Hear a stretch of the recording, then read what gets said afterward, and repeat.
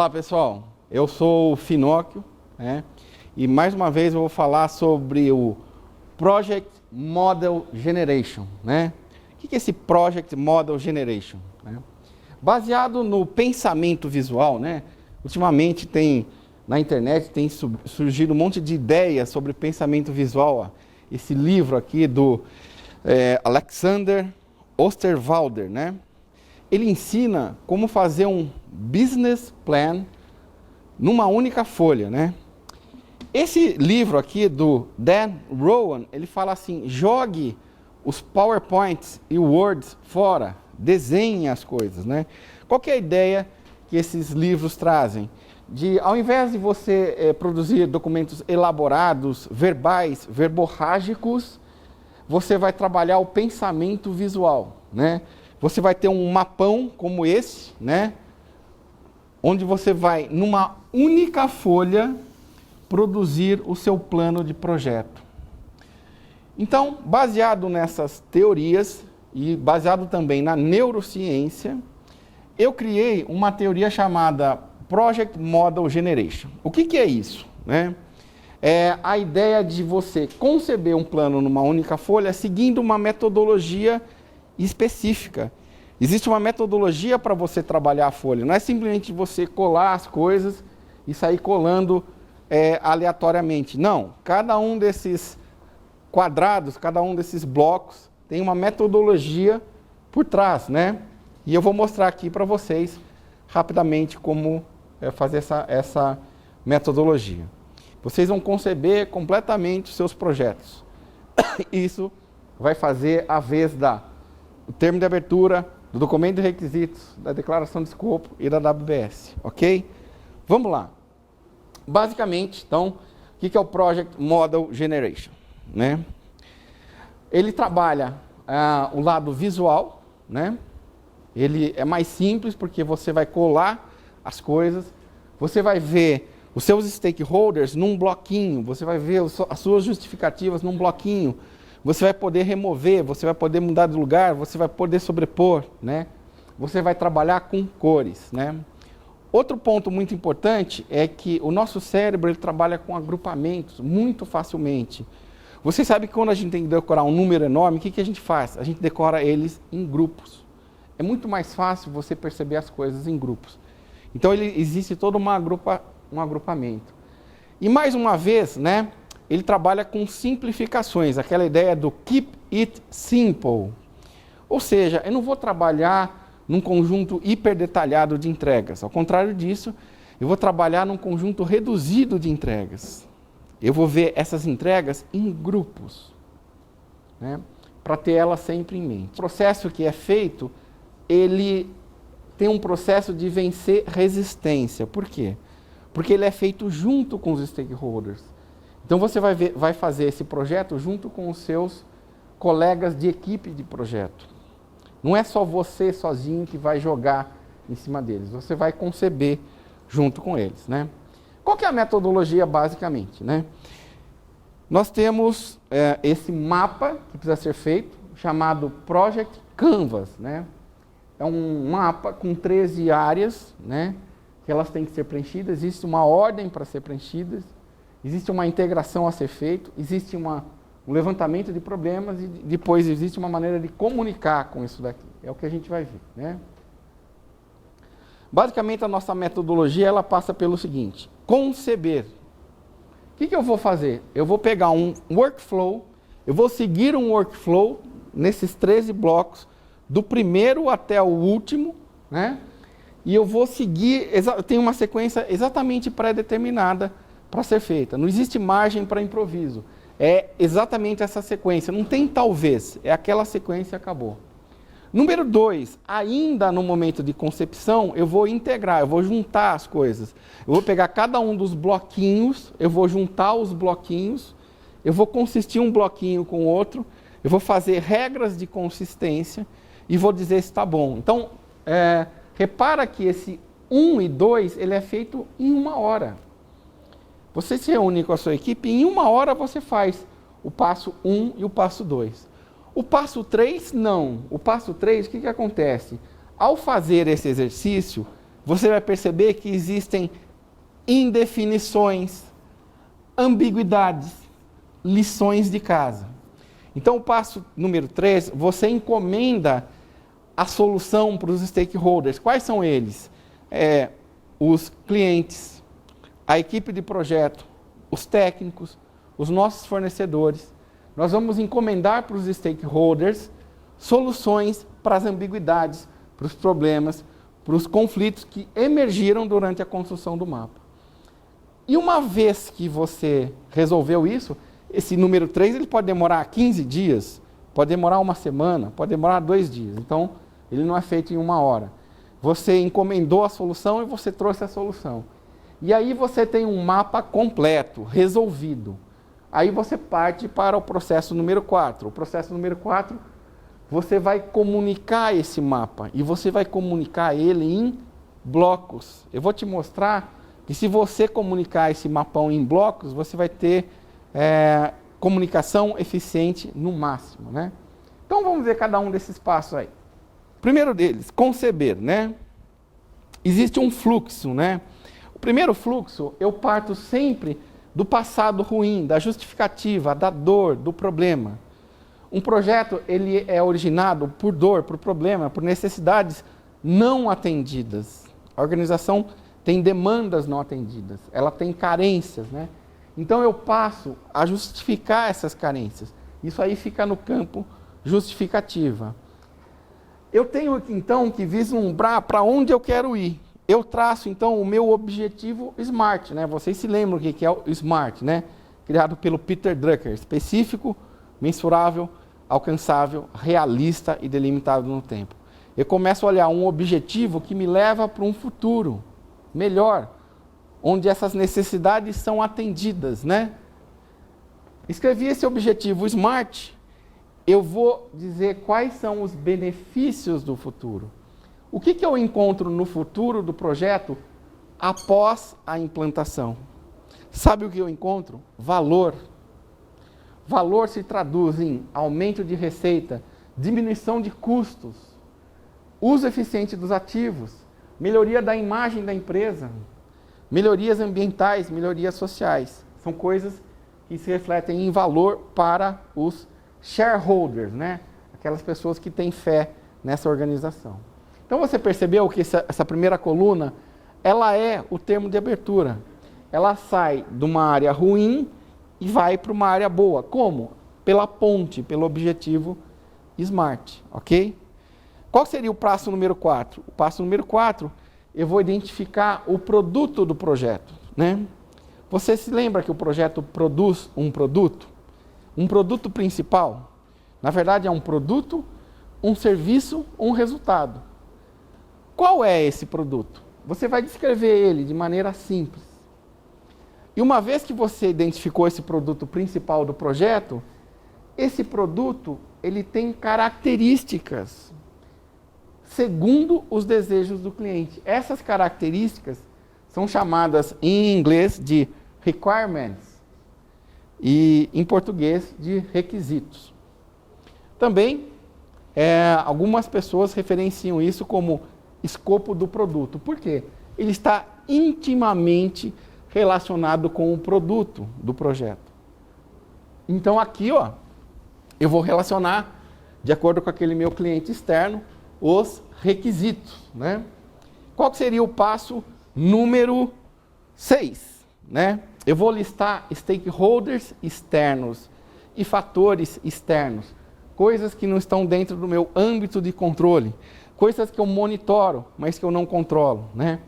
Aí são todos os stakeholders que eu não tenho gestão direta sobre eles, eu não controlo eles, e também aqueles fatores externos que vão interagir e afetar o meu projeto, né? Uma vez que eu identifiquei os stakeholders externos, existem aqueles internos, são aqueles que estão subordinados a mim, né? É a minha equipe, são pessoas que, mesmo que temporariamente, mesmo que parcialmente, estão de uma forma ou de outra subordinados a mim, mesmo com uma ligação tênue, né? O que não pode existir na equipe? Ligação zero, né? Mesmo que temporário, mesmo que tênue, mesmo que parcialmente, essa equipe está subordinada a mim. Então, vou identificar. Então, você reparou aí, é a coluna dos stakeholders. Vocês se lembram quando eu falei o que são premissas? O que são premissas? Premissas são suposições que eu faço sobre o ambiente externo, o ambiente que eu não controlo, o ambiente que eu monitoro. Justamente por haver incerteza, eu só posso fazer suposições. Quais são essas que, para efeito de planejamento, eu vou dar como certo? Quais são essas que, sem elas, eu não consigo fazer o meu plano, né? Então, são as premissas. Uma vez que eu tenho as premissas, eu vou pensar em deliverables. Na verdade, grupos de deliverables. Quais são as coisas que serão produzidas, né? Coisas é substantivo, né? O que a equipe produz? Quais são os artefatos que são produzidos, né, pela equipe, né, de projeto, para entregar o projeto? Isso é conhecido como, em português, como entrega, e em inglês, como deliverables. Aqui, eu tenho uma visão agregada, né? Eu não vou mostrar todos no detalhe, eu vou mostrar grupos. Não significa que eu vou excluir ou vou esquecer alguma entrega, mas eu vou mostrar em grupos, né? Então, são as entregas, né? Passo número 9. E aí, vem as restrições, né? O que são as restrições? São limitações de qualquer origem impostas ao trabalho realizado pela equipe, né? Repare que as restrições limitam essa gente, limitam a produção desses deliverables, né? São qualquer limitação de qualquer natureza para essa gente, para esses deliverables. Uma vez que eu tenho deliverables e uma vez que eu tenho premissas, né? Essas premissas geram riscos, esses deliverables geram riscos, e existem riscos vindos de todos os lugares, né? Eu vou listar aqueles que são principais, os eventos incertos principais, né? Que podem afetar o futuro do meu projeto. É a hora de eu pensar no futuro, né? Feito isso, eu vou pegar esses deliverables, que eles estão ordenados aqui, e eu vou sequenciá-los no tempo. Não sei se você está vendo aí, existe um timeline, né? Eu dividi, né, o meu projeto num timeline, e eu vou mostrar aqueles deliverables, onde que eles ocorrem no tempo. E, finalmente, eu tenho aqui os custos. Os custos de alto nível. Então, eu concluí a etapa número 1 da metodologia. Você percebeu? O que você está vendo aqui? Um workflow. Provavelmente, quando você faz um plano de projeto, você tem dificuldade de ver esse workflow, né? Você que está fazendo MBA, você viu em 2 anos isso daí. Eu te mostrei em 5 minutos o que você aprendeu em 2 anos. É esse workflow. O que esse workflow produz? Um plano. Um plano de projeto, ele tem uma sequência. Essa sequência, ela é interativa. Talvez quando você estiver lá no número 13, você vai voltar e fazer tudo de novo, né? Eu vou te mostrar agora o segundo passo da metodologia. Você preencheu todo esse template aí. Você preencheu com post-its, né? Você preencheu com post-its. Você mudou, você interagiu, você se arrependeu e você tirou, né? Você foi lá preenchendo com post-its. Agora, o que você vai fazer? Você vai integrar esse plano. O nosso cérebro, ele gosta de integrar 2 coisas, 3 coisas. Ele não gosta de integrar 13 coisas. Se eu falar que eu vou integrar os 13 blocos ao mesmo tempo, é uma tarefa praticamente impossível. Então, o que eu vou fazer? Agora, eu vou fazer integração. Integração significa amarrações, né? Em blocos, eu vou amarrar isso daí, né? A primeira amarração que eu faço é nessa linha aqui, ó. Essa amarração, sabe o que ela mostra? Ela mostra propósito, ela mostra definição. Eu tenho que sair do passado e ir para um futuro coerente. Tem que haver coerência nessa mudança. Tem que haver coerência, né? Tem que sair do passado e ir para o futuro de uma maneira coerente. Será que esse futuro é suficiente e necessário eu fazer o objetivo SMART? Então essa é a consistência que eu tenho que fazer. É suficiente e necessário a realização do objetivo SMART para me levar para o futuro ou não? Né? É uma consistência que eu faço com esses 3 elementos. Qual é outro grupo de consistência que eu faço? Aqui, no grupo de consistência dos requisitos. Os requisitos descrevem o produto do projeto segundo o desejo do cliente? Está consistente? Os requisitos que eu estou escrevendo referem-se àquele produto? Os requisitos que eu estou escrevendo referem-se àquele stakeholder cliente? Eles foram originados do cliente ou outros stakeholders que deveriam originar os requisitos? Né? Então é o tipo de consistência que eu vou fazer nesses 2. Né? Qual seria uma outra consistência que eu poderia fazer?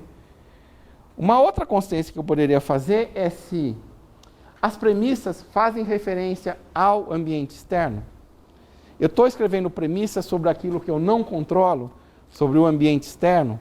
Todos aqueles fatores externos que eu identifiquei, eu estou cobrindo eles de suposições que são necessárias para o efeito do planejamento. Então é a consistência das premissas. Qual seria a outra amarração que eu poderia fazer no plano? Essa amarração ela é muito importante. Toda entrega ou grupo de entrega, ele é sempre produzido pela equipe. Se tem algum grupo de entrega que não é produzido pela equipe, existe algum problema. Existe um problema na definição da sua equipe. Ou existe um problema na definição do seu escopo. Né? O que mais que eu posso fazer de consistência? As restrições, elas limitam a equipe. Eu não posso ter restrições que não limitam a equipe. Elas não deveriam estar aí. Né? Qual outro tipo de consistência que eu posso fazer? Os riscos são derivados. Eu considerei todas as premissas que geram riscos. Eu considerei todos os deliverables que geram riscos. Então eu vou amarrar riscos, premissas e deliverables. A linha de tempo, o meu cronograma, ele está integrado, ele está quebrado por entregas ou não? Eu inventei um cronograma que não tem nada a ver. Nada que ver. Né?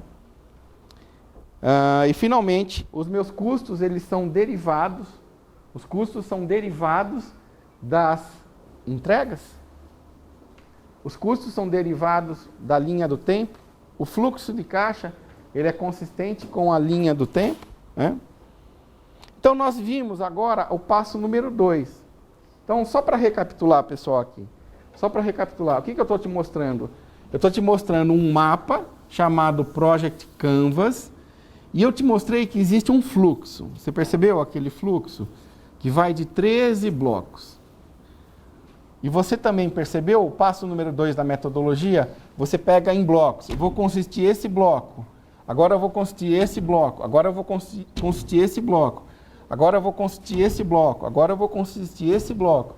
Agora eu vou consistir esse bloco. Você percebe como o seu cérebro trabalha? O seu cérebro trabalha consistindo aos poucos. Quando você está fazendo um documento de 80 páginas, fica muito mais difícil de você consistir. Aqui em uma única página, esse processo de fluxo e as consistências, eles demoram 1 hora. Então você vai reunir com os seus stakeholders e você vai colocar isso aí na frente dos seus stakeholders. E com post-it, você vai fazer esses 2 passos da metodologia, você vai fazer esses 2 passos da metodologia com a presença do stakeholder. Qual que seria o passo número 3? Né? Vocês que estão tendo que criar projetos. Né? Aqui o pessoal do MBA da FGV, uma das incumbências que vocês têm no curso é terminar o curso criando um projeto. Vocês têm que efetivamente planejar um projeto. Né? Vocês sabem da dificuldade que é planejar um projeto completo, inteiro. Né? Então o que você vai fazer? Você pode também lançar mão desse instrumento. Eu tenho certeza que quando você começar a fazer, surgirão indefinições. Quando você pegou e começou a conceber esse projeto, aqui, ó, você tem um problema. Eu não estou enxergando nenhum benefício. Eu tenho um problema, eu tenho uma lição de casa. Essa lição de casa vai para quem? Vai para o patrocinador que criou esse projeto. Se eu não estou conseguindo enxergar benefícios, será que eu devo criar esse projeto?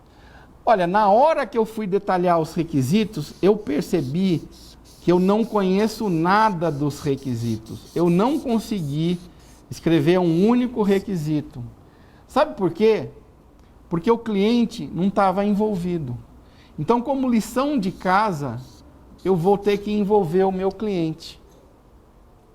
Quando eu estava detalhando as entregas, eu percebi que a minha equipe não possui conhecimento técnico suficiente para detalhar as entregas.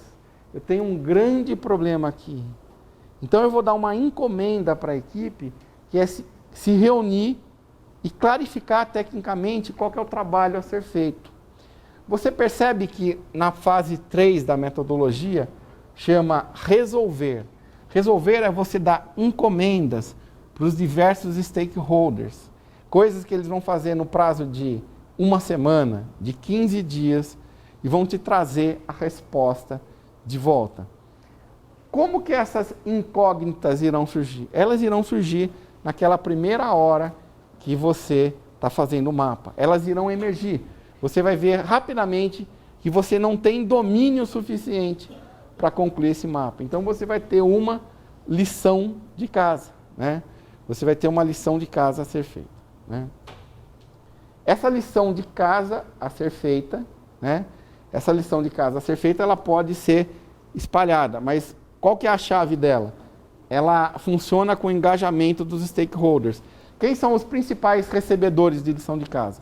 Normalmente é o cliente, o patrocinador, a equipe técnica de projeto, né? E às vezes o próprio gerente de projeto, que vai coordenar todas essas lições de casa.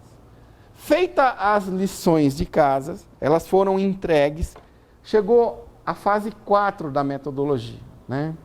Então você seguiu o fluxo, você fez as integrações, você fez as lições de casa, você trouxe as lições de casa, chegou o momento de comunicar. Eu vou comunicar agora esse plano em blocos, né?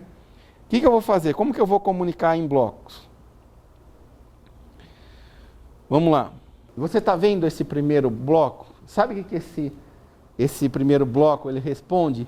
Por quê? Por que eu estou fazendo esse projeto? Qual é a razão? Qual é o propósito? Sabe como se chama essa mensagem? É a mensagem de definição de projeto. É a pergunta, por que eu estou fazendo esse projeto? Percebeu? É o que esse primeiro bloco responde. E o segundo bloco de comunicação? Eu tenho que juntar agora em blocos para comunicar o meu plano, né? Esse segundo bloco, ele chama de qualidade do produto do projeto. O que eu estou respondendo? O que o projeto produz e que atende o nosso cliente? O que o projeto produz e que atende o nosso cliente? Você percebeu? Todo projeto produz algo que atende um cliente. Com quais características? Eu chamo assim de qualidade do produto. O pessoal às vezes pergunta, onde está a qualidade nesse mapa? Está aqui. Eu estou falando de qualidade, né? É qualidade dirigida por requisitos. Né? Eu acho que é a maneira mais avançada de qualidade. Qualidade dirigida por requisitos. E aqui é o grupo da organização. Sabe o que esse grupo responde? Quem está dentro, quem está fora. Num projeto tem sempre gente dentro e tem sempre gente fora. Quem está fora que afeta. Quem que é chicken, né? Usando a terminologia do Scrum. Quem são os chickens e quem são os pigs? Quem são os envolvidos? E quem são os comprometidos? A equipe, seguramente, ela está dentro.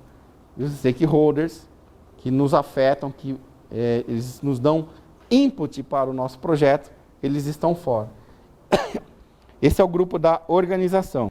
É o famoso grupo de escopo, né? Quando vocês viram uma declaração de escopo, o que tem uma declaração de escopo? Ela tem as entregas e as condições nas quais as entregas serão feitas. Ela possui as entregas e as condições nas quais as entregas serão feitas. Percebem? Né? Isso aqui é o famoso grupo de escopo. Isso aqui responde, né, como que eu devo fazer o meu projeto. Né? Na verdade, a pergunta é: qual é o trabalho a ser feito? E em quais condições? Aqui, ó, nós temos o grupo das incertezas. Bom, a pergunta é simples. Olhando para o futuro, o que é incerto? O que eu não sei?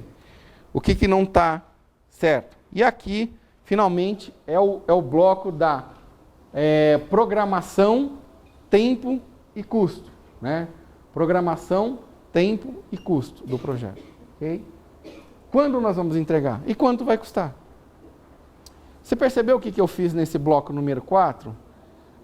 Nessa fase número 4, eu agrupei as informações e eu respondi questões fundamentais. Para que serve um plano de projeto? Um plano de projeto serve para responder essas questões fundamentais. Por quê? O quê? Como? Né? São questões fundamentais que eu devo responder. Né?